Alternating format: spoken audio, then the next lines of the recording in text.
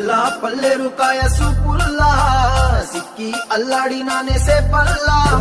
పసిడి పచ్చాని అరసేతుల్లా ధర పోస్తా ప్రాణాలు తానే అడగాల సీతా కోకల్ల